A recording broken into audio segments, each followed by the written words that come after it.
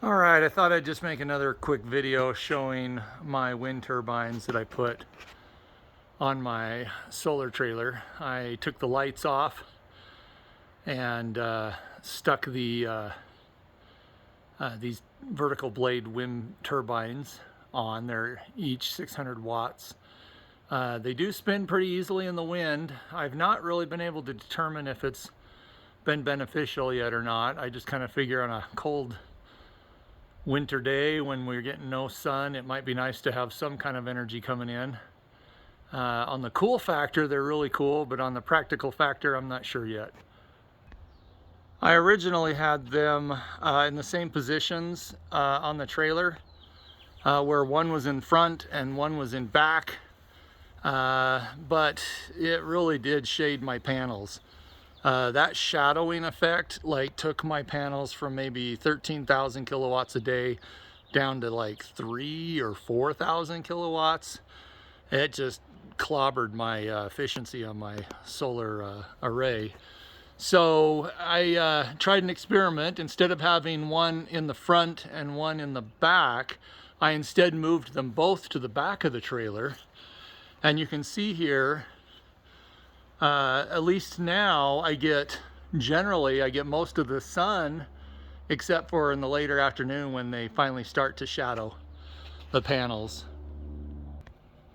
This is the cheap little wind turbine controller that came with the turbines.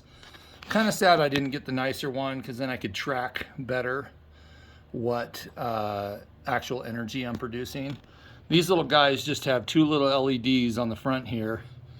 It shows green when it's getting a charge, and then it does go red if the battery's over voltage, which can happen when I'm doing a charge on the batteries or an equalization charge, which is kind of cool because these little controllers will turn the air brakes on, so the turbines will stop spinning as soon as they detect that the battery doesn't want, that doesn't want to put any charge on the batteries.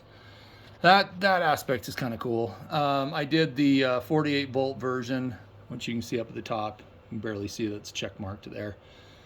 And for the most part, it seems like it does what it's supposed to, but I can't really determine how much energy I'm getting out of it. Here's a picture of how I mounted these two on the back.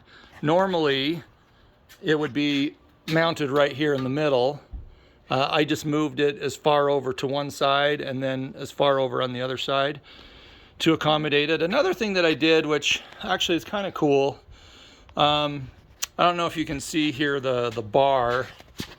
This bar right here is upside down. Normally this bar is quite a bit lower. The bar would be down in this range here, and it would line up with this bar on this side. I took this bracket off and then turned it upside down for several reasons. One, it just makes it a little easier to climb into the solar trailer, which is kind of nice. So when I climb into the back here, I have more room. I'll probably leave that bar rotated up like that. But then when I brought these wind turbine or these masts to mount them, I realized I needed to do something down on the bottom because I made that gap bigger. So I just ended up turning this bar upside down as well. You can see this little rust mark here. There was like a drip lip or something on the bottom side.